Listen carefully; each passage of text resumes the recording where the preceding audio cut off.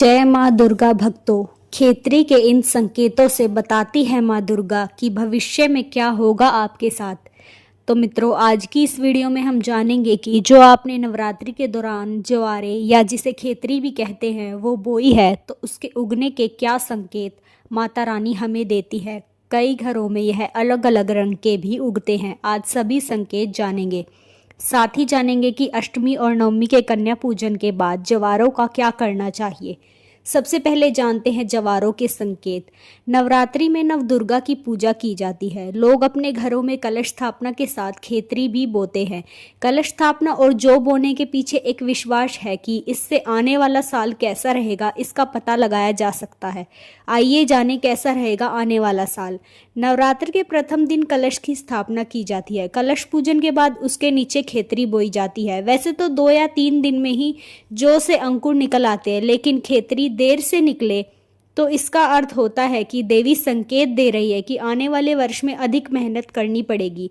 मेहनत करने पर उसका फल देर से प्राप्त होगा। वहीं यदि आपकी खेतरी का रंग नीचे से पीला और ऊपर से हरा हो तो इसका अर्थ होता है कि वर्ष के 6 महीने व्यक्ति के लिए ठीक नहीं है, परंतु बाद में सब कुशल मंगल हो जाएगा।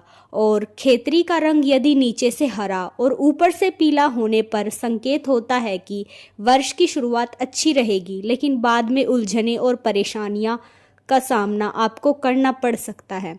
वहीं खेतरी का सफ़ेद या हरे रंग में उगना बहुत ही शुभ संकेत होता है। ऐसा होने पर माना जाता है कि पूजा सफल हो गई है और आने वाला पूरा वर्ष खुशहाल और सुख समृद्धि वाला होगा। चलिए अब जान लेते हैं संकट से मुक्ति के उपाय। खेतरी के अशुभ संकेत होने पर माँ दुर्गा से कष्टों को दूर करने के लिए प्रार्थना करें और 10वीं तिथि को नवग्रह के नाम से 108 बार हवन में आहुति दे। उसके पश्चात माँ के बीज मंत्र ओम ऐं ह्रीं क्लीं चामुंडाय विच्चे नमः स्वाहा का 1008 बार जाप करते हुए हवन करें। हवन के बाद माँ की आरती करें और हवन की भभूत से प्रतिदिन अपने माथे पर तिलक करें। दोस्तों, अब सवाल उठता है कि नवरात्रि के 9 दिनों की पूजा के बाद जवारों का क्या करना चाहिए। आइए जानते हैं कि नियम के अनुसार नवरात्रि समाप्त होने के बाद जवारों का क्या करना चाहिए, जिससे घर में पूरे वर्ष सकारात्मक ऊर्जा और माँ दुर्गा का आशीर्वाद बना रहे। पूजा के बाद सारे जवारों को ना फेंके, इन्हें घर के विभिन्न हिस्सों में रखना चाहिए। इससे घर में सकारात्मकता और शांति बनी रहती है। अगर आपके घर में कोई बीमार है तो उसके पास जवारे रखने से मानसिक और आध्यात्मिक शांति मिलती है। माना जाता है कि इससे सकारात्मक ऊर्जा का संचार उन तक होता है और वह जल्दी ही स्वस्थ हो जाते हैं। वहीं ज्वारों की जड़ को पीले कपड़े में बांधकर मंदिर में या घर की पूर्व दिशा में रखें। यह नकारात्मक ऊर्जा को दूर करता है और घर में सुख शांति बनाए रखता है। और थोड़े से ज्वारों को लाल कपड़े में बांधकर तिजोरी में रखने से धन की आवक बनी रहती है। ऐसा करने से आर्थिक स्थिरता और समृद्धि के योग बनते हैं।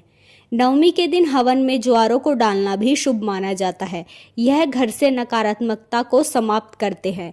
अधिक मात्रा में उगे ज्वारों को साफ सुथरे स्थान पर किसी पेड़ के नीचे या मिट्टी में दबाना भी शुभ होता है।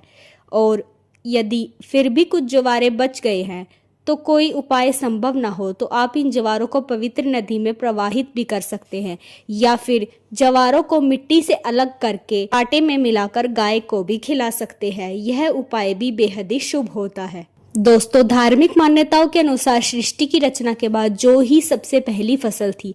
यही कारण है कि जौ को शुभ और पवित्र माना गया और पूजा पाठ में इसका विशेष स्थान रहा। नवरात्रि में जवारे बोना न केवल परंपरा है, बल्कि इसे देवी शक्ति का आशीर्वाद प्राप्त करने का साधन भी माना जाता है। तो दोस्तों, यह थी जवारों के प्रति बेहद ही महत्वपूर्ण जानकारी। अगर आपको यह वीडियो पसंद आया तो हमें कमेंट में ज़रूर बताएं और जय माँ दुर्गा अवश्य लिखें। वहीं हमारे चैनल को सब्सक्राइब करके लाइक कर दीजिए। धन्यवाद।